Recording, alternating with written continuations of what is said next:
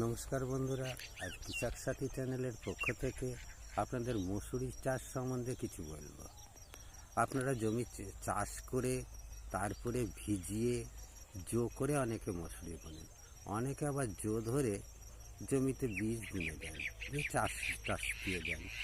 এইবার আপনারা দেখা যায় অনেকের জমিতে মসুরি মরে যায়। মসুরি মরে গেলে তাতে মসুরি বা ছোলা মসুরি ডাল জাতীয় ফসলের গুঁড়ায় এক ধরনের গুটি গুটি হয়। ওটা হলো ওদের ওই ওই ব্যাকটেরিয়াগুলো জমিতে যদি না থাকে তাহলে মসুরি মরে যায়। ওই ওই যে গুটি, ওখানে রাইজোবিয়াম ব্যাকটেরিয়া ওই গুটিগুলো বাঁধে। ওই ব্যাকটেরিয়া অনেক ব্যাকটেরিয়া সার পাওয়া যায়, ওইগুলোকে ছোলা মসুরি মটর এই ডাল জাতীয় সবজির ক্ষেত্রে রাইজোবিয়াম বলে একরকম ব্যাকটেরিয়া পাওয়া যায়।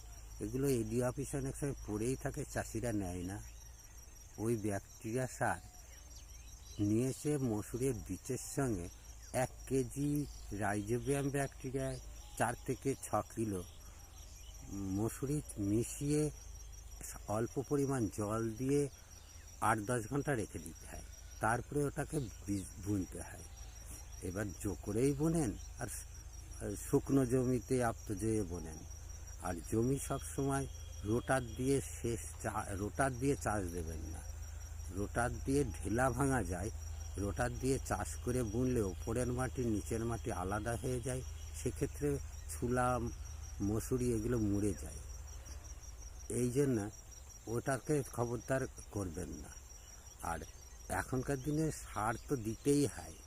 হ্যাঁ, একটা যদি আমরা হাই লো মিডিয়াম, যেটা মিডিয়াম জমি, মিডিয়াম বলতে উঁচু নিচু বা হাই বলতে উঁচু, লো বলতে নিচু বলছি না।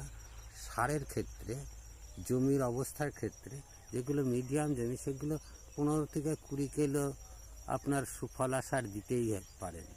হ্যাঁ, দেওয়ার পর মসুরি যখন বেশ গাছ হয়ে গিয়েছে তখন আপনারা তাগদ বলে একটা মানে আপনার পাউডার পাওয়া যায়। ওটা 100 গ্রামে 3 ঢপ বলতে 4 জার, 3-4 জার হয়। ওইটা 2 বার স্প্রে করবেন। আর বৃষ্টি হলে আপনারা সবসময় মনোসিড বলে একটা ওষুধ পাওয়া যায়, ওষুধটা স্প্রে করবেন। মনোসিডটা 2-3 বার দিলে ওতে যে পোকা আসে না, ফল ভালো দানা বাঁধে। এইভাবে চাষ করবেন মসুরি, দেখবেন আপনাদের আর মরবেও না, মসুরের ভালো দানাও হবে।